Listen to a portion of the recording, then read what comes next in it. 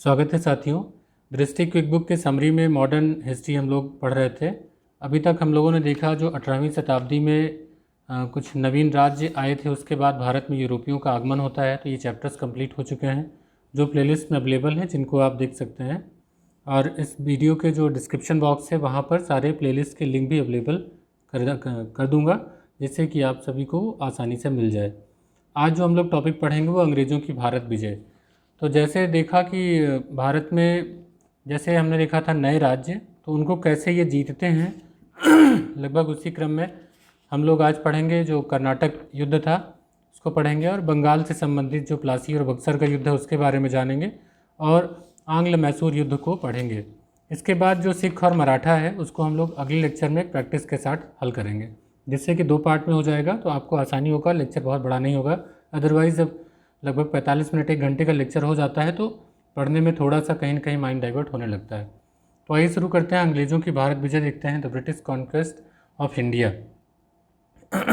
इसके पहले वाले चैप्टर में हमने देखा कि जो इस बुक में डिस्कस किया गया था कि कैसे पुर्तगाली, डच, अंग्रेज़, डेनिश, फ्रांसीसी इसी क्रम में भारत आते हैं और उन्होंने अपना यहाँ पर प्रभुत्व स्थापित करने का पूरा प्रयास किया। और देखेंगे तो जो पुर्तगाली और डच कंपनियाँ थीं, तो वो उनकी राजनीतिक प्रतिस्पर्धा तो पहले ही लगभग ख़त्म हो गई थी, वो परास्त हो गई अंग्रेज़ों से। और जो डेनिश कंपनी थी बाद में आती है, तो 1745 तक वो भी अपनी पूरी संपत्ति बेच करके भारत से चली गई। अब 2 ही बचते हैं, एक बचता है अंग्रेज़ और दूसरे बचते हैं फ्रांसीसी। तो दोनों के बीच प्रतिस्पर्धा होना तय था। तो जो युद्ध होता है उसी को कहा जाता है कर्नाटक युद्ध, इन दोनों के बीच में, तो अंग्रेज़ों और फ्रांसीसियों के बीच में। और ध्यान देने वाली बात यह है कि इसमें अंग्रेज़ों को ही सफलता बाद में मिलती है, तभी तो अंग्रेज़ों का शासन इतने लंबा चलता है। तो प्रथम कर्नाटक युद्ध है, इनका समय भी याद रखेंगे, 1746 से 1748। इसे सेंट थॉमे का भी युद्ध कहा जाता है। और इस युद्ध की जो पृष्ठभूमि है वो यूरोप में तय होती है। ऑस्ट्रिया का उत्तराधिकार युद्ध वहाँ पर शुरू होता है। यहाँ पर जो यूरोप में फ्रांस और ब्रिटेन थे, एक दूसरे के विरोधी थे। लेकिन अगर आपसे पूछा जाए कि तात्कालिक कारण क्या था, तो उस समय अंग्रेज़ अधिकारी थे कैप्टन बॉर्नेट, उन्होंने कुछ फ्रांसीसी जहाज़ों पर कब्जा कर लिया। तो तत्कालिक युद्ध का कारण यही बनता है। उसके बाद देखेंगे कि जो फ्रांसीसी गवर्नर डुप्ले थे, उन्होंने मॉरिशस में भी इनकी सरकार थी, तो वहाँ पर फ्रांसीसी गवर्नर ला बोर्डोने से की सहायता से इन्होंने मद्रास को जीत लिया। और ला बोर्डोने आता है और वो सोचता है कि इसके बाद वो लूटपाट करके चला जाए, लेकिन डुप्ले उस पर अपना कब्जा बनाए रखना चाहता है। तो लेकिन इसी समय होता क्या है कि अंग्रेज़ों ने कर्नाटक के जो नवाब थे अनुरुद्दीन, उनसे डुप्ले के विरुद्ध सहायता मांगी। उनका कुछ हस्तक्षेप भी हुआ, लेकिन डुप्ले ने मद्रास का घेरा नहीं छोड़ा। लेकिन होता क्या है, दरअसल वो अनुरुद्दीन इसलिए हस्तक्षेप नहीं करते हैं ज़्यादा, क्योंकि डुप्ले ने कहा कि हम जीतने के बाद मद्रास का जो भाग है वो आपको सौंप देंगे। लेकिन जब ये नहीं सौंपते हैं तो अनुरुद्दीन जो नवाब होते हैं वो नाराज़ हो जाते हैं। तो युद्ध आप देखेंगे तो ये फ्रांसीसी सेना और कर्नाटक के नवाब अनुरुद्दीन के बीच में लड़ा गया। यहाँ अनुरुद्दीन की तरफ कौन थे? अंग्रेज़ रहेंगे, जाहिर सी बात है। लेकिन होता यह है कि इस युद्ध में फ्रांसीसी विजयी रहे, और ये भारत में किसी विदेशी सेना की पहली विजय मानी जाती है। उसका कारण फ्रांसीसियों का तोपखाना भी था। तो इस प्रकार प्रथम कर्नाटक युद्ध का अंत जो होता है वो 1748 में ऑस्ट्रिया के उत्तराधिकार युद्ध की समाप्ति के पश्चात एक्स-ला-सैपल या ए-ला-सैपल की संधि, जो कि 1748 में होती है, उसके तहत हुआ। तो इसका देखेंगे जो आधार है वो यूरोपीय बैकग्राउंड से ही शुरू होता है, और वहीं की संधि से ये समाप्त भी हो जाता है। तो वहाँ पर संधि में क्या होता है कि जब ए-ला-सैपल की संधि होती है तो वहाँ पर ये इंटरनेशनल ट्रीटी एक तरीके की हो जाती है। तो जो मद्रास था वो अंग्रेज़ों को मिल जाता है। फ्रांस और चूँकि अमेरिका में होता, फ्रांस और ब्रिटेन में होती है संधि, तो मद्रास अंग्रेज़ों को मिल जाता है। जो अमेरिका में लुइसबर्ग होता है वो फ्रांसीसियों को मिल जाता है। तो भारत ने लेकर के फ्रांसीसियों ने अमेरिका में लिया लुइसबर्ग को, और अंग्रेज़ों ने मद्रास को लिया। तो देखिए आप यहीं पर दोनों लगभग बराबर दल हो जाते हैं। भले फ्रांसीसी इसमें विजयी होते हैं, लेकिन जो कि इसका बैकग्राउंड जो था इंटरनेशनल था, तो इसलिए ये यहाँ पर परिवर्तन हो जाता है। तो इसका क्या प्रमुख तात्कालिक राजनीतिक प्रभाव था अंग्रेज़ों और फ्रांसीसी में? तो कुछ खास नहीं, दोनों बराबर रहे। एक बात यहाँ स्पष्ट हो गया कि भारतीय राजाओं में वो दम नहीं जो समझा जाता था। अगर कोई सुव्यवस्थित छोटी सेना भी हो तो भारतीय नरेशों की बड़ी सेना को परास्त कर सकती है। इसके बाद द्वितीय कर्नाटक युद्ध देखेंगे तो इसकी जो परिस्थिति होती है वो भारत में तैयार होती है। तो इसका जो कारण आप देखेंगे तो इसमें 2 राज्य थे, हैदराबाद और कर्नाटक। दोनों जगह परिवर्तन होता है सत्ता का। हैदराबाद में जो निज़ामुल मुल्क थे, स्वतंत्र राज्य की जो उन्होंने स्थापना की थी निज़ामुल मुल्क, उनकी 1748 में मृत्यु हो जाती है। तो मृत्यु होगी तो क्या हुआ, उनके पुत्र और पौत्र में गद्दी के लिए संघर्ष छिड़ गया। पुत्र कौन थे, नासिर जंग, और पौत्र कौन थे, मुजफ्फर जंग। तो जब दो की लड़ाई होगी तो एक अपना पक्ष मजबूत करने के लिए किसी न किसी को बुलाएगा। तो अंग्रेज़ फ्रांसीसी तो इसी ताक में बैठे थे कि हमें कोई बुलाए और हम पहुँचे, एक पक्ष लें, और उसका फ़ायदा उनको लेना था। तो इसी तरीके से आप देखेंगे कर्नाटक युद्ध हुए। तो इसमें जो आप देखेंगे कि दूसरा जो था कर्नाटक, यहाँ भी स्थिति ऐसी बनी कि जो मराठे थे उन्होंने चंदा साहब को कैद कर रखा था 7 सालों तक, और बाद में इनको वहाँ पर आज़ाद कर दिया। तो चंदा साहब भी आ जाते हैं और जो वहाँ पर होते हैं अनवरुद्दीन, इन दोनों के बीच में गद्दी के लिए संघर्ष छिड़ जाता है। तो यहाँ पर भी दो गुट बन जाते हैं। अब देखिए, जो फ्रांसीसी हैं वो हैदराबाद में मुजफ्फर जंग का समर्थन करते हैं जो पौत्र होता है, ठीक, और जो कर्नाटक है वहाँ पर चंदा साहब को सपोर्ट करते हैं। यानी कि हैदराबाद और कर्नाटक दोनों जगह जो इनके पक्ष थे फ्रांसीसियों के, चंदा साहब और मुजफ्फर जंग थे, ठीक। अंग्रेज़ों ने जो बाकी दो पक्ष थे उनके साथ किया, यानी कि अंग्रेज़ों ने हैदराबाद में जो उनके पुत्र थे नासिर जंग उनका साथ लिया और कर्नाटक में अनवरुद्दीन का साथ लिया। तो ये थोड़ा सा याद रखेंगे कौन किसके पक्ष में कहाँ पर गया, ठीक। तो ये दोनों अपने पक्ष में होते हैं। अब दोनों जगह युद्ध छिड़ेगा। तो 1749 में एक है अंबर का युद्ध, कहीं आम्बूर का युद्ध लिखा रहता है। तो जब आम्बूर का युद्ध होता है तो इसमें जो अनवरुद्दीन होता है वो मारा जाता है। अनवरुद्दीन कहाँ होता है, तो अनवरुद्दीन होता है कर्नाटक में। तो इसमें अनवरुद्दीन मारा गया। अब आए कौन, चंदा साहब। जब चंदा साहब बनेंगे तो फ्रांसीसियों को भी कुछ क्षेत्र देंगे, तो पांडिचेरी के कुछ गांव जो है वो इनको देते हैं। तो यहाँ फ्रांसीसियों को फ़ायदा हुआ ना। अब इसके बाद आप देखेंगे 1750 में जो युद्ध होता है तो उसमें हैदराबाद में जो नासिर जंग था वो मारा गया, पुत्र जो नासिर जंग था। जीता कौन, मुजफ्फर जंग। अब जब मुजफ्फर जंग नवाब बना तो बहुत खुश हुआ, तो खुश करके उसने भी फ्रांसीसियों को दिया। तो डुप्ले को दिया मसूलीपट्टनम और पांडिचेरी का क्षेत्र दिया और साथ ही साथ उसने डुप्ले को कृष्णा से कन्याकुमारी तक का गवर्नर भी बना दिया। तो आप देखेंगे इस पूरे युद्ध में, द्वितीय कर्नाटक युद्ध में, फ्रांसीसियों को बहुत लाभ हुआ, ठीक। और यहाँ अंग्रेज़ों को कुछ खास नहीं मिला, हालांकि उनका नुकसान भी कुछ नहीं हुआ। वो तो दोनों एक पक्ष ले रहे थे, जिसका पक्ष जीतेगा उसको फ़ायदा होगा, जो हारेगा तो वो भारतीय राज्यों का नुकसान होगा। अब देखिए होता क्या है कि मुजफ्फर जंग की जब मृत्यु होती है तो उसके बाद सलाबत जंग आते हैं, वो भी फ्रांसीसियों को देते हैं उत्तरी सरकार का क्षेत्र। इसमें मुस्तफ़ानगर, चिरकाल, राजमुंदरी, एल्लोर, तो फ्रांसीसियों को काफ़ी क्षेत्र मिल जाता है। और आप जानते हैं कि चंदा साहब ने भी इनको दिए थे पांडिचेरी के कई गांव, तो इस युद्ध से इनको काफ़ी क्षेत्र मिलते हैं। अब इसके बाद डुप्ले ने क्या किया कि हैदराबाद में बुस्सी के नेतृत्व में एक फ्रेंच सैन्य टुकड़ी तैनात कर दिया तो दक्षिण क्षेत्र में फ्रांसीसियों का नियंत्रण प्रभावी हो गया। अब इसी समय एक ब्रिटिश क्लर्क के रूप में आते हैं भारत में क्लाइव। तो क्लाइव ने कूटनीति का सहारा किया। उन्होंने कहा कि जो तृष्णापल्ली पर घेरा डाल रखा है डुप्ले ने, इसका अगर दबाव कम करना है तो आरकाट के किले को घेर लिया जाए, होता है, और इसकी ये सलाह बहुत काम आती है। उसी समय क्या होता है कि तंजौर के सेनापति जो होते हैं धोखे से चंदा साहब की हत्या कर देते हैं। चंदा साहब तो फ्रांसीसियों के सहयोगी थे, तो उनकी हत्या हो जाती है। अब तृष्णापल्ली पर चूंकि फ्रांसीसी नाराज़ हो जाएंगे तो उन्होंने जाके आक्रमण कर दिया, और आक्रमण किया, अंग्रेज़ ताक लगाए बैठे थे, लेकिन अंग्रेज़ों से ये परास्त हो गए। तब यहाँ हारा कौन, फ्रांसीसी।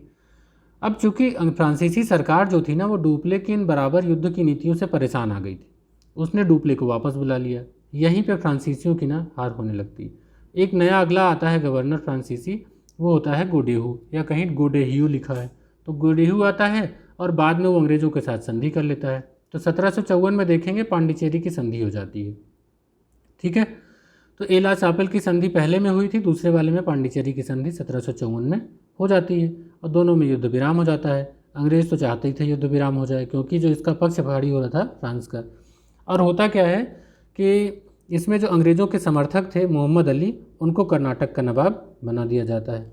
तो आप देखेंगे कि इस संधि के तहत दोनों ने झगड़ों में हस्तक्षेप न करने का वादा किया, लेकिन ये वादे बहुत कम समय के लिए ही थे, क्योंकि केवल बस तात्कालिक केवल एक रोकने का काम उन्होंने किया। भविष्य में किसी ने इस पक्ष में अपनी बहुत रुचि नहीं दिखाई। तीसरा कर्नाटक युद्ध जो 1758 से 1763 के बीच हुआ, इसको बीच में समझते हैं। तो आप देखेंगे इसका भी आधार जो है वो इंटरनेशनल ही है, यूरोपीय है। तो 1756 में ऑस्ट्रिया और इंग्लैंड के बीच प्रसा में शुरू हुआ सप्तवर्षीय युद्ध, तो 7 ईयर वार स्टार्ट हुआ। तो यूरोप में जो फ्रांस थे वो ऑस्ट्रिया को सपोर्ट कर रहे थे, और जो इंग्लैंड था वो प्रसा को समर्थन दे रहा था। तो दोनों पक्ष याद रखेंगे, ऑस्ट्रिया प्रसा लड़ रहे थे, तो ऑस्ट्रिया को सपोर्ट कौन कर रहा था? फ्रांस। और इंग्लैंड को कौन सपोर्ट कर रहा था? प्रसा। तो भाई जब दोनों पक्ष वहाँ हैं, समर्थन कर रहे हैं, तो भारत में भी तो यही दो पक्ष हैं, तो यहाँ भी दोनों आमने सामने खड़े हो जाते हैं, हर युद्ध होने लगता है। एक तात्कालिक कारण क्या था? इसी समय जो फ्रांस की सरकार जो थे, वहाँ पर संपूर्ण जो फ्रांसीसी क्षेत्र थे उसके सैनिक अधिकारों को दे दिया था काउंट डी लाली को। और काउंट डी लाली बहुत ही आक्रामक थे। ये इन्होंने जल्दबाजी में 1758 में फोर्ट सेंट डेविड पर नियंत्रण स्थापित कर लिया। तंजौर पर किया लेकिन असफल रहे। तो इनकी स्थिति जब थोड़ी कमज़ोर होने लगती है तो लाली ने एक निर्णय ये किया कि जो हैदराबाद में बुस्सी को तैनात किया गया था, तो बुस्सी को इन्होंने, डुप्ले ने जिनको तैनात कर रखा था वहाँ पे, बुस्सी को हैदराबाद से वापस बुला लिया। अब बुस्सी को बुलाना मतलब हैदराबाद की कूटनीतिक एक तरीके से वहाँ रिक्ति हो गई। तो बुस्सी जब से आया, और कालांतर में यही सबसे बड़ी रणनीतिक भूल साबित हुई। होता क्या है, किसी समय अंग्रेजी नौसेना ने एडमिरल पोकाक के नेतृत्व में फ्रांसीसी बेड़े को 3 बार मात दे दी, और क्लाइव और वाटसन ने चंद्रनगर को अपने अधिकार में ले लिया। तो आप देखेंगे कि 1760 में एक युद्ध होता है अंग्रेजी सेनानायक सर आयरकूट के नेतृत्व में, और ये ऐतिहासिक युद्ध था जिसका नाम है वांडीवास का युद्ध। ये 22 जनवरी 1707 को होता है। तो वांडीवास का युद्ध जो है, इसमें फ्रांसीसियों की हार हो जाती है। जो बुस्सी होते हैं उनको अंग्रेजों ने कैद कर लिया और पांडिचेरी पर 1761 में नियंत्रण स्थापित कर लिया। बाद में माहे और जिंजी पर भी उन्होंने कब्जा कर लिया। अब देखेंगे कि तृतीय कर्नाटक युद्ध का जो अंत है वो 1763 में पेरिस की संधि से हुआ। तो इला सापेल से पहला, उसके बाद पांडिचेरी की संधि से दूसरा, और तीसरा जो है वो पेरिस की संधि से अंत होता है तीनों युद्धों का। तो तीनों का समय, तीनों की संधियाँ और क्या कथानक था उनका, वो पूरा आपने देखा। अब इस संधि की शर्तें क्या थी कि ठीक है, अंग्रेज फ्रांसीसी भारत में रहेंगे, तो उन्होंने फ्रांसीसियों की सारी विजित फैक्ट्रियाँ अंग्रेजों ने लौटा दी, लेकिन ये बात तय कर दिया कि जो फ्रांसीसी होंगे अब केवल व्यापार करेंगे, वो किलेबंदी नहीं कर सकते अपनी फैक्ट्रियों की, न ही वहाँ सैनिक रख सकते हैं, केवल व्यापार केंद्र के रूप में कार्य करेंगे। तो तृतीय कर्नाटक युद्ध पूर्णतः निर्णायक था, और उसने ये डिसाइड कर दिया कि अब फ्रांसीसी जो हैं वो भारत में नहीं रहेंगे, अंग्रेज ही सर्वे सर्वा होंगे। तो असफलता के कारण भी आप देखेंगे कि जो फ्रेंच कंपनी है वो राजकीय संरक्षण और शासकीय सहायता, ब्रिटिश कंपनी, सरकार के नियंत्रण से मुक्त आर्थिक स्थिति, सैनिक संगठन, दूरदर्शिता का अभाव, ऐसे कई कारण बनते हैं जिन्होंने फ्रांसीसियों को भारत से बाहर कर दिया। हालांकि इनका साम्राज्य तो बना रहता है, लेकिन अब वो राजनीति में केंद्र बिंदु नहीं रह गए। अब जब वो अपनी स्थिति मजबूत कर लेते हैं अंग्रेज, तो अब वो भारत में अपने पैर जमाने की कोशिश करते हैं।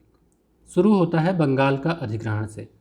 बंगाल के अधिग्रहण की कहानी कुछ यहाँ से शुरू होती है कि जब बंगाल के नवाब अलीवर्दी खां की मृत्यु हो जाती है 1756 में, तो सिराजुद्दौला जो उसका दौहित्र था वो बंगाल का नवाब बनता है। जब ये सिराजुद्दौला नवाब होते हैं तो एक पढ़ाया था मैंने कि फर्रुखसियर के समय में 1717 में एक शाही फरमान जारी किया गया था।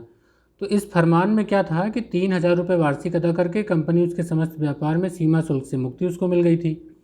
तो वो यहाँ पर जो नवाब थे ना सिराजुद्दौला, वो तो इन्हीं को मिलना था ना, तो इनका नुकसान हुआ। दूसरा क्या था कि उसी जो शाही फरमान था उसी में एक ये भी था कि कंपनी को इस क्षेत्र में वस्तुओं की आवाजाही पर हस्ताक्षर जारी करने का अधिकार दे दिया गया था।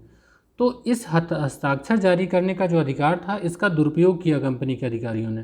करे क्या कि व्यक्तिगत व्यापार पर कर न चुकाना हो तो उसमें जो अधिकार हस्ताक्षर था उसका प्रयोग करने लगे। तो जो टैक्स वगैरह मिलता नवाब को वो नहीं मिला, तो नवाब को राजस्व हानि होने लगी। तो सिराजुद्दौला और कंपनी के बीच में तनाव तो बढ़ना ही था।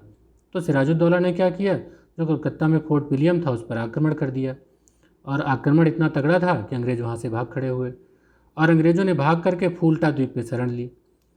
इसी समय घटना घटित होती है ब्लैक होल की घटना। तो ये पूछा जाता है किसके समय में, तो सिराजुद्दौला के समय में। ये घटना 20 जून 1756 की है।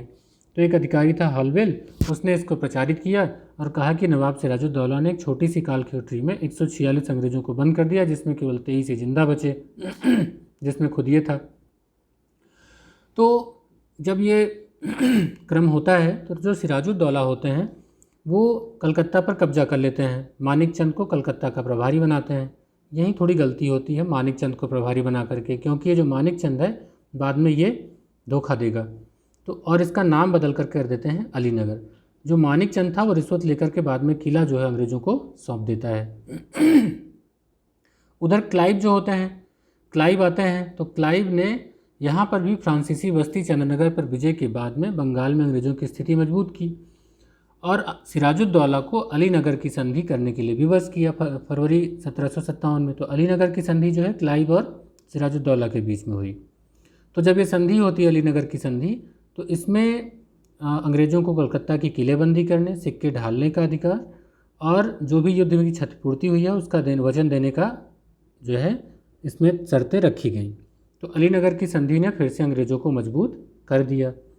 अब चूँकि नाराज जो सिराजुद्दौला थे, इनकी अपनी सत्ता पर भी पकड़ कमज़ोर थी, क्योंकि इनके जो अपने ही परिवार वाले थे, अपने ही राज्य वाले थे, वो उनको धोखा दे रहे थे। क्योंकि इनके जो दोनों मौसी थी उनके परिवार से, ढाका और पूर्णिया से, तो पूर्णिया के नवाब शौकत जंग और घसीटी बेगम थी, ढाका के सिराजुद्दौला की मौसी थी घसीटी बेगम, इनके खुद के अपने सेनानायक मीर जाफ़र, राय दुर्लभ, जगत सेठ, मानिक चंद जिनको कलकत्ता का प्रभारी नियुक्त किया था, खादिम खान, अमी चंद, सब ने इनके खिलाफ षड्यंत्र रचा। वाटसन की भी अहम भूमिका थी। तो देखेंगे कि ये पूरा का पूरा जो क्रम है ये बदल जाता है प्लासी के युद्ध में। अब प्लासी का युद्ध जो होता है ये इतिहास का निर्णायक युद्ध माना जाता है। इसने आगामी 200 वर्षों के लिए भारत की नियति को तय कर दिया। क्या होता है इसमें? तो 23 जून 1757 को बंगाल के नवाब सिराजुद्दौला की सेना रॉबर्ट क्लाइव के नेतृत्व में ईस्ट इंडिया कंपनी की सेना के बीच इसकी लड़ी जाती है। तो मीर जाफ़र जो कि वो तो मिल चुका था अंग्रेज़ों से ना, तो उसने सिराजुद्दौला को एक कपटपूर्ण परामर्श दिया और कहा कि युद्ध को एक दिन के लिए स्थगित कर दिया जाए, तो इससे क्या होगा, हमारी रणनीति और अच्छी होगी। तो प्लासी का युद्ध जो है जब अगले दिन शुरू हुआ, तो शुरू होने के पहले ही प्रधान सेनापति जो मीर जाफ़र था, जिसने अभी तक सलाह दी थी, और जो इनके दीवान थे राय दुर्लभ, वो जाके अंग्रेज़ों से मिल गए। और युद्ध में होता क्या है कि जो इनके अपने लोग होते हैं मीर मदान मोहन लाल, वो वीरगति को प्राप्त होते हैं और इन विश्वासघातियों ने बिना युद्ध किए ही दोनों की सेनाएं वापस लौट गईं और एक ऐसा युद्ध जो युद्ध हुआ ही नहीं, उसने अंग्रेज़ों को इसमें विजय दिला दी। तो सिराजुद्दौला भाग करके मुर्शिदाबाद चला गया और जो मीर जाफ़र के पुत्र मीरन थे उन्होंने मोहम्मद बेग द्वारा उसकी हत्या करवा दी। तो सिराजुद्दौला मारे जाते हैं। तो बंगाल पर अंग्रेज़ों का यहाँ पर अधिकार हो जाता है। अंग्रेज़ लेकिन बहुत चालाक थे, उन्होंने खुद इस पर अपनी सत्ता स्थापित नहीं करी। आप देखेंगे कि जो मीर जाफ़र यहाँ पर षड्यंत्र कर रहा है उसी को बाद में ये नवाब बना देंगे और इसके बाद वो किंग मेकर की भूमिका निभाते हैं कि अब जिसको चाहेंगे उसको बनाएंगे नवाब और अपने मनचाहे जो भी आदेश पारित करवाना होगा करा लेंगे। तो बंगाल का संपन्न खजाना वगैरह जो मेन से 24 परगना की जमींदारी, बंगाल बिहार उड़ीसा की दीवानी मीर जाफ़र ने जब नवाब बना तो भाई वो अंग्रेज़ों की सहायता से बना था, तो अंग्रेज़ जो मांगेंगे वो देगा। तो अब तो मीर जाफ़र उनके लिए जो है सोने की मुर्गी है, सोने के अंडे देने वाली मुर्गी हो गए। तो इस तरीके से वो उनकी जितनी मांगे थी उनको पूरी करते जा रहे हैं। लेकिन कोई भी किसी की मांगे कितनी पूरी करेगा? तो जो अव्यवस्था चारों तरफ जब फैल जाती है, आर्थिक स्थिति काफ़ी कमज़ोर हो जाती है, तो कठिन परिस्थितियों में मीर जाफ़र कंपनी की मांगों को पूरा कर पाने में असफल हो रहा था। तो अंग्रेज़ों को लगा कि अरे ये तो हमारा काम नहीं कर रहा था, इसको अपदस्थ करके उन्होंने मीर कासिम को बंगाल का अगला नवाब घोषित कर दिया। तो मीर कासिम ने भी दरअसल प्रस्ताव दिया था। इन्होंने कहा था कि आप हमें नवाब बनाइए, हम आपको जो भी देना है वो आपको फ़ायदा देंगे। तो एक बहुत फ़ायदे का सौदा करते हैं मीर कासिम के साथ, यहाँ तक कि वेंसिटार्ट 1760 की क्रांति की संज्ञा दे देते हैं मीर कासिम को बंगाल का नवाब बनाया जाना। क्यों? क्योंकि इसको अंग्रेज़ों को काफ़ी लाभ होता है। होता क्या है कि जब नवाब का पद जो है प्राप्त करने के लिए इन्होंने समझौता किया था हालविल के साथ, तो उसमें यह था कि बर्दवान, मिदनापुर, चटगांव की जमींदारी जो है कंपनी को मिल जाएगी। तो ये अंग्रेज़ों को प्राप्त हो जाता है। लेकिन मीर कासिम आप देखेंगे तो मीर कासिम जो है वो अपनी राजधानी स्थानांतरित करते हैं मुर्शिदाबाद से मुंगेर, क्योंकि उसको लगता था कि अंग्रेज़ों के अंडर में रह के मैं अपना शासन तो नहीं चला पाऊँगा, अंग्रेज़ हमें बहुत परेशान करेंगे। तो अपनी राजधानी में परिवर्तन करता है मुर्शिदाबाद से मुंगेर और उसने अपनी जो सेना का सुदृढ़ीकरण किया वो यूरोपीय मॉडल पे किया, बंदूक का कारखाना स्थापित किया, वित्तीय भ्रष्टाचार को समाप्त करने का प्रयास किया और नौकरशाही का पुनर्गठन किया। जो दस्तक का दुरुपयोग था उस पर प्रतिबंध लगा दिया। साथ ही साथ एक खिजरी जमा अतिरिक्त कर भी लगाया। ये क्या था? ये सभी के लिए था, राजस्व वृद्धि के लिए इसको लगाया गया था। तो अब जब इतनी चीज़ें आ गई हैं, अपने खुद से निर्णय खुद लेने लगा, तो अंग्रेज़ों को तो ये बहुत बड़ा झटका लगा, तो इसीलिए इनके बीच में तनाव आ गया। तो 1763 में अंग्रेज़ों ने मीर कासिम के विरुद्ध एक औपचारिक युद्ध की घोषणा कर दी। अब उनको लगा कि यार जो पहले था ना वही ठीक है, तो मीर जाफ़र को फिर से बंगाल का नवाब घोषित कर दिया गया। अब मीर जाफ़र फिर से बंगाल का नवाब बन गया। तो भाई मीर कासिम जो इतना योग्यता अपनी जिसके अंदर थी, वो इतनी शांति से बैठने वाला कहाँ था। तो मीर कासिम ने क्या किया, वो पहुंचा और संगठन बनाने लगा। सोचा कि मेरी मदद कौन कर सकता है, भागता है अवध, अवध के नवाब शुजाउद्दौला से शरण मांगता है। इसी समय स्मरण हो कि अवध के जो मुग़ल सम्राट थे अली गौहर, वो यहाँ पर शरणार्थी का जीवन व्यतीत कर रहे थे, शाह आलम द्वितीय। तो रही सही कसर जो थी, अभी देखेंगे कि आगे ये पूरी करते हैं। तो अवध के नवाब शुजाउद्दौला, शाह आलम द्वितीय और मीर कासिम, तो ये तीनों मिलकर के एक संगठन बना लेते हैं। तो संयुक्त होकर के अंग्रेज़ों के विरुद्ध युद्ध छेड़ते हैं, जिसे कहा जाता है बक्सर का युद्ध। तो ये बक्सर का युद्ध जो है 22 अक्टूबर 1764 को होता है। तो अब इसका बैकग्राउंड समझ में आ गया। अब बक्सर का युद्ध देखेंगे। बक्सर का युद्ध जो है अपने आप में इसका बहुत ऐतिहासिक महत्व है। प्लासी की युद्ध एक षड्यंत्रकारी घटना का परिणाम थी। उसमें अंग्रेज़ों को विजय षड्यंत्र से मिली थी। लेकिन बक्सर के युद्ध को देखेंगे तो इसको अंग्रेज़ों ने लड़ करके जीता था, और इसने ये निश्चित कर दिया कि भारतीय किसी भी जो अंग्रेज़ थे वो किसी भी भारतीय शासक को परास्त कर सकते हैं।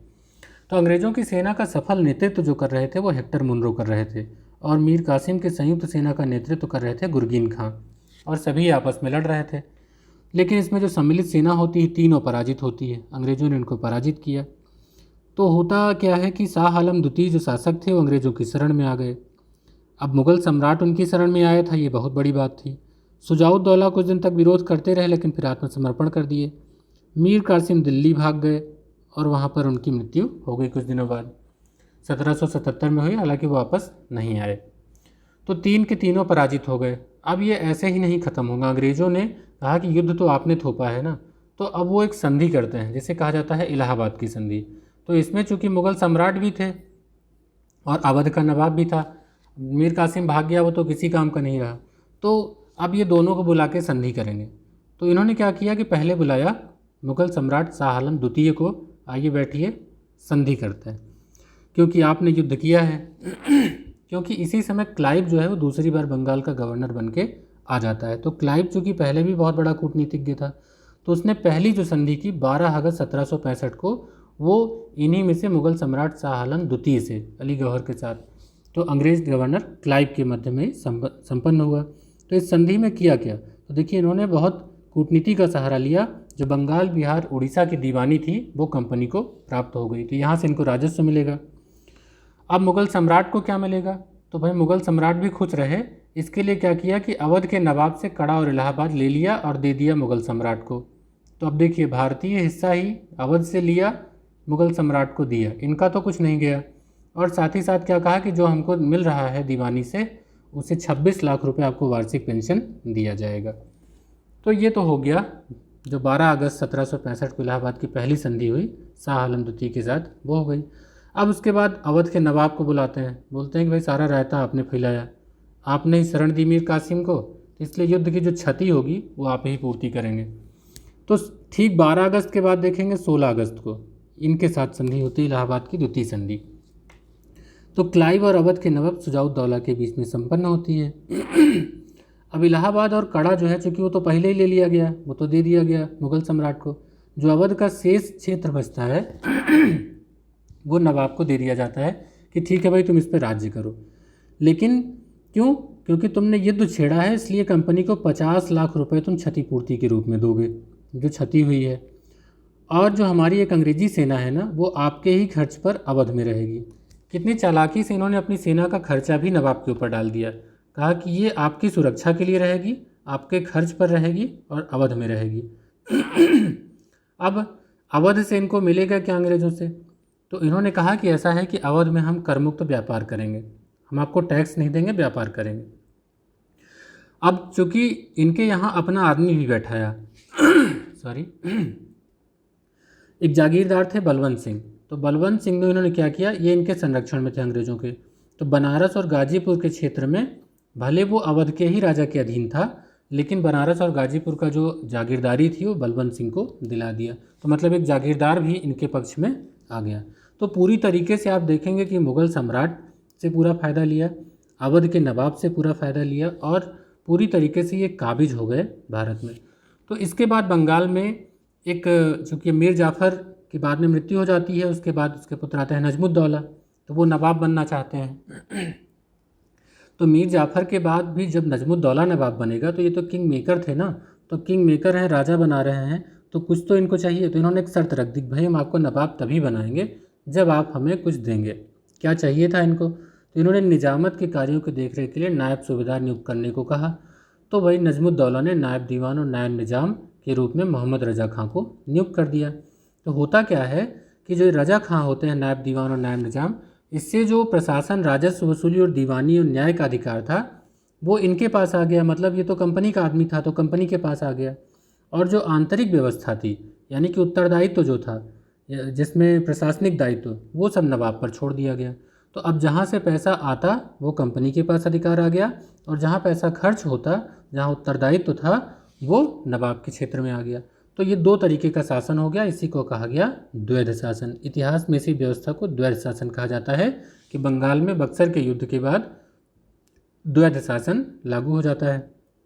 तो क्लाइव के समय से ये लागू होता है। तो अब कंपनी ने क्या किया कि जो कि उड़ीसा, इनको दीवानी मिल गई थी बंगाल, बिहार, उड़ीसा की, तो यहाँ भी चालाकी से ये खुद वसूली नहीं करते हैं। ये जानते हैं कि भारत में अभी हम नए हैं और हम भारत में राज्य अच्छे से नहीं कर पाएंगे। तो कंपनी ने दीवानी कार्य के लिए 3 लोगों को नियुक्त किया। इनके नाम अक्सर कर पूछे जाते हैं। बंगाल में मोहम्मद रजा खां की नियुक्ति की, बिहार में सिताब राय की और उड़ीसा में राज दुर्लभ की नियुक्ति की। तो नवाब का स्वतंत्र शासन खत्म हो गया, अब उनका केवल प्रशासनिक उत्तरदायित्व रह गया। फिर अब इसका प्रभाव क्या होता है कि 1765 से 1772 का काल है, वो द्वैध शासन का काल होता है। बंगाल के लिए अति कठिनाइयों का काल होता है। इसमें कंपनी को मुक्त व्यापार का अधिकार मिला और भारतीय व्यापार का विघटन हो गया। इसी में रही सही कसर जो थी वो अकाल ने पूरी कर दी। तो 1770 में अकाल पड़ा। इसमें बंगाल का गवर्नर काटियस था। तो प्रशासनिक मशीनरी जो बनी इस समय द्वैध शासन में, इतनी अराजकता फैल गई कि कानून व्यवस्था लगभग ठप हो गई। तो जब 1772 में वारेन हेस्टिंग आते हैं, उस समय तक द्वैध शासन प्रणाली पूरी तरीके से विफल हो चुकी थी। तो उन्होंने भाई द्वैध शासन समाप्त कर दिया और अब बंगाल को उन्होंने विजित राज्य के रूप में शासन करना प्रारंभ किया। जो छद्म मुगल संप्रभुता थी उसके नकाब को उतार फेंका, यानी कि अब पूरी तरीके से बंगाल पर उन्होंने कब्जा करके अपना राज्य चलाना शुरू कर दिया वारेन हेस्टिंग्स। इसके वारेन हेस्टिंग के पहले और क्लाइव के बीच में आप देखेंगे जो बंगाल के ब्रिटिश गवर्नर हैं, तो उनका यहाँ इनबॉक्स किया गया है कौन कौन से थे, इनका क्रम पूछा जाता है। तो क्लाइव चूँकि 1757 से 1760 तक रहते हैं, फिर ये चले जाते हैं, और जो इलाहाबाद की संधि होती है उसी टाइम पे ये आते हैं। तो इनका 2 कार्यकाल है, 1757 से 1760 और 1765 से 1767। ठीक, तो जो ये बीच में दौर है 60 से 65 वाला, इसी में रहते हैं वेंसीटाट। तो ये इनका आप ऐसे याद रखेंगे क्रम कि क्लाइव, फिर वेंसीटाट, फिर से क्लाइव है। ठीक है, और 67 तक क्लाइव रहते हैं। क्लाइव के बाद आ जाएंगे वेरेलस्ट, 67 से 69, 1767 से 1769। और वेरेलस्ट के बाद जो कि 70 में अकाल पड़ा होता है, आपको पता है कर्टियर थे उस समय, तो कर्टियर 1769 से 1772 तक रहते हैं। 72 में वारेन हेस्टिंग आ जाते हैं। इसके बाद तो गवर्नर का पूरा क्रम ही है जिनको आप पढ़ सकते हैं। तो ये रहा पूरा बक्सर का हाल, बंगाल का पूरा हाल जो आपने देखा, बहुत अच्छे से कहानी के रूप में समझा। मुझे लगता है कि आपको पसंद आया होगा। पसंद आया तो लाइक करिएगा। अब शुरू करते हैं मैसूर। तो बंगाल की विजय हो गई, यानी कि फ्रांसीसियों पर विजय स्थापित की, बंगाल पर विजय स्थापित की। अब आएगा मैसूर। तो मैसूर की हालत क्या थी? तो देखिए, विजयनगर का जब पतन होता है तो वाडियार वंश का शासन होता है मैसूर में। इसी में एक होते हैं चिक्का कृष्णराज, उनके सेनापति देवराज और राजस्व मंत्री नंदराज। तो 18वीं शताब्दी में होते हैं, तो सारी सत्ता इन्हीं के बीच में होती है। इसी के समय हैदर जो है एक सामान्य सिपाही के रूप में नियुक्त होते हैं और फौजदार के पद पर पहुंचते हैं। तो 1755 में फौजदार की हैसियत से इन्होंने डिंडीगुल में एक आधुनिक शस्त्रागार की स्थापना की। इसमें उन्होंने फ्रांसीसियों की मदद ली थी। यहाँ से भी क्वेश्चन पुटअप होता है। 1761 में हैदर मैसूर का वास्तविक शासक बन जाता है और 1776 में स्वयं को राजा घोषित करता है। हालांकि अगर मराठों से देखें तो जो हैदर थे, हैदर अली, वो पेशवा माधवराव से एक बार हारते हैं। मराठों को चौधरी देने को विवश होते हैं, लेकिन बाद में जब उनकी मृत्यु हो जाती है माधवराव की, तो फिर से अपने क्षेत्रों को जीतता है और मैसूर को एक शक्तिशाली राज्य के रूप में ऊपर ले आता है। इसीलिए सबसे थोड़ी ईर्ष्या भी होती है। बाद में इसी में आते हैं टीपू सुल्तान। तो इनके बारे में जो है उसको देखते हैं। तो अंग्रेज़ों से जो मैसूर का युद्ध हुआ उसे कहा गया आंग्ल मैसूर युद्ध। इसमें 1767 से 69 का जो काल है वो प्रथम आंग्ल मैसूर युद्ध का है। तो आप देखेंगे इसमें मराठे निज़ाम जो है वो काफ़ी महत्वपूर्ण भूमिका निभाएंगे, क्योंकि जब ये जिधर होते हैं तो पल्ला थोड़ा उधर भारी होता है। तो मराठों तथा निज़ाम से संधि करके अंग्रेज़ों ने हैदर अली के खिलाफ युद्ध प्रारंभ किया।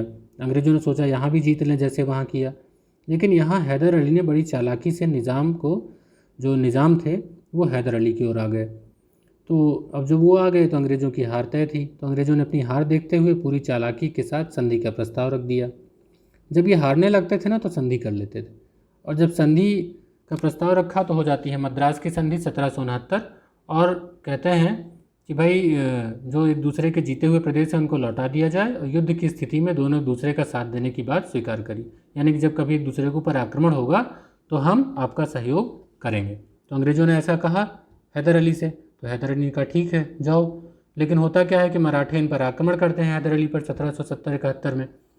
अब संधि के अनुसार अंग्रेज़ों को आना चाहिए था बचाने हैदर अली को, लेकिन अंग्रेज़ कहाँ आने वाले थे, तो वो नहीं आए। तो जब ये युद्ध तो टल गया, अब हैदर अली नाराज़ हो गया क्योंकि मद्रास की संधि की शर्तों का उल्लंघन हुआ था। तब 1780 में हैदर अली ने अर्काट पर आक्रमण कर दिया कि तुमने मेरी मदद नहीं की, संधि का उल्लंघन किया, इसलिए तुम पर आक्रमण होगा। और इस युद्ध में निज़ाम और मराठे भी हैदर अली का साथ दे रहे थे। कर्नल बेली जो था अंग्रेज़, वो पूरी तरीके से परास्त हो गया, अर्काट पर अधिकार हो गया। जो 1780-81 का दौर है ना, ये अंग्रेज़ों के लिए सबसे संकट का काल रहा, क्योंकि देखेंगे तो जो इंटरनेशनल लेवल पे था, फ्रांस, हॉलैंड, स्पेन वगैरह जो थे वो अमेरिकियों का साथ दे रहे थे, और अमेरिकी उपनिवेश स्वतंत्र हो रहे थे उस टाइम में। और जो यहाँ मैसूर निज़ाम मराठा भी थे, इनका भी त्रिकूट बन गया था। तो ये थोड़ा सा इनका आप देखेंगे डाउनवर्ड है अंग्रेज़ यहाँ पर। लेकिन जो गवर्नर जनरल वॉरेन हेस्टिंग है ना, वो यहाँ पर पासा पलट देते हैं। ये क्या करते हैं कि आर्कूट को दक्षिण भेजते हैं, और वहाँ जो महादजी सिंधिया थे और निज़ाम थे, उनको जो इनका पक्ष है हैदर अली से, उनसे अलग कर लेते हैं। तो अलग हो जाएंगे तो क्या होगा कि वो जो मैसूर से थे हैदर अली थे वो कमज़ोर पड़ जाएंगे।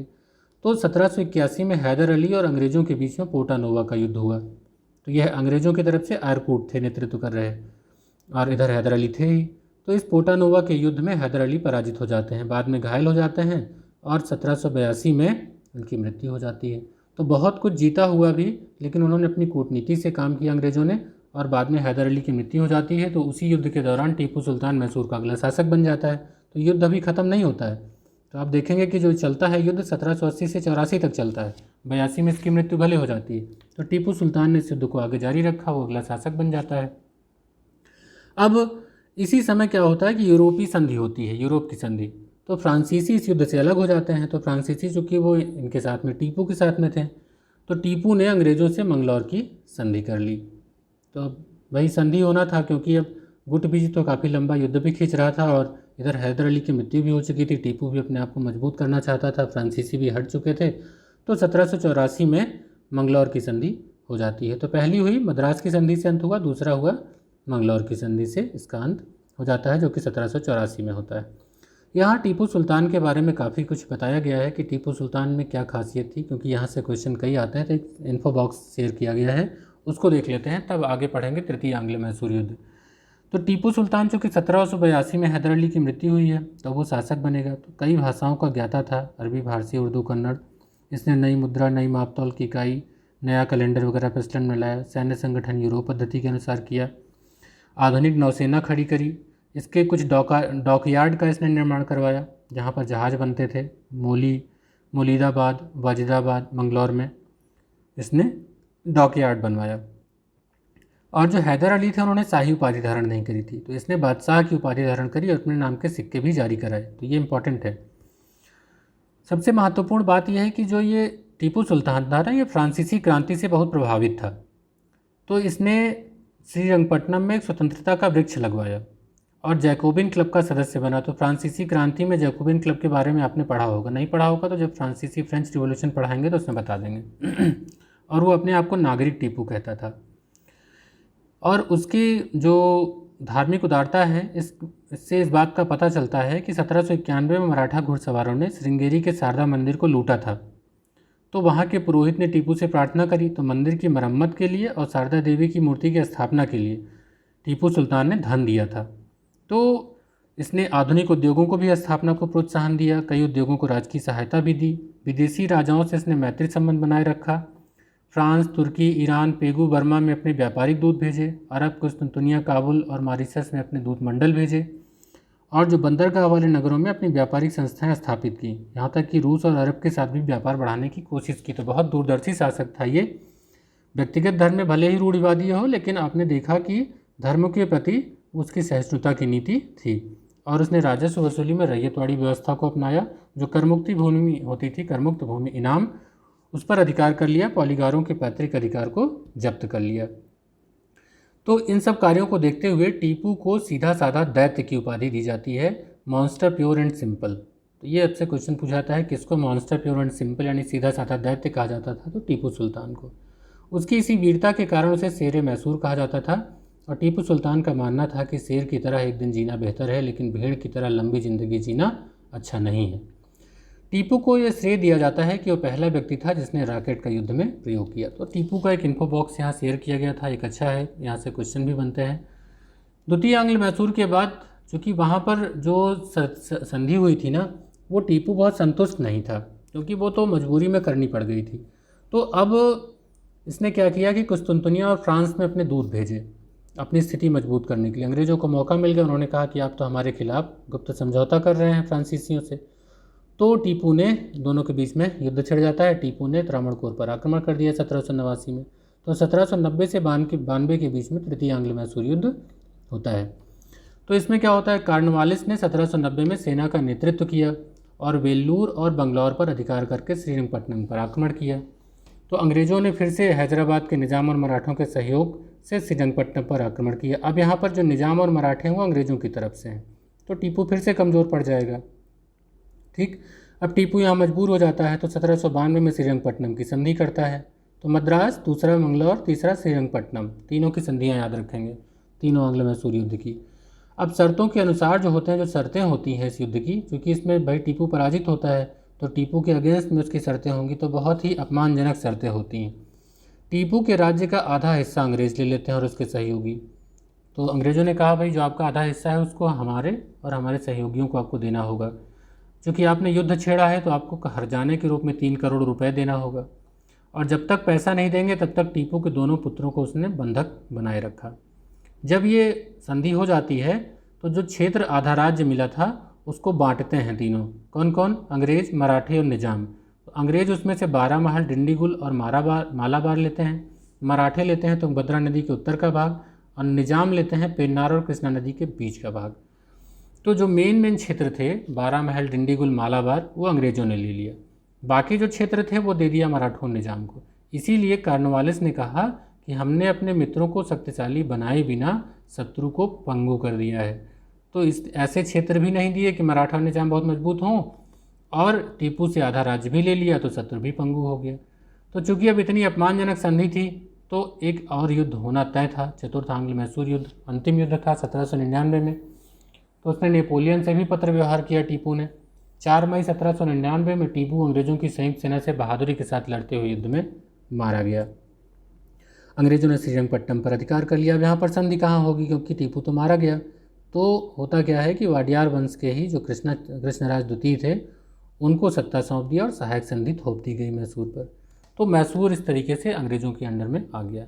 तो पूरी कहानी के तरीके से हमने बंगाल को समझा, पहले फ्रांसीसियों को समझा, उसके बाद बंगाल, उसके बाद मैसूर को समझा, और देखा कि कैसे अंग्रेज़ों ने भारत पर विजय प्राप्त की। इसके बाद देखेंगे आंग्ल मराठा संघर्ष है, और उसके बाद सिखों का है, और एक छोटा सा प्रैक्टिस सेट है वो भी हल करेंगे। ये भी ऐसे कहानी की तरह समझेंगे।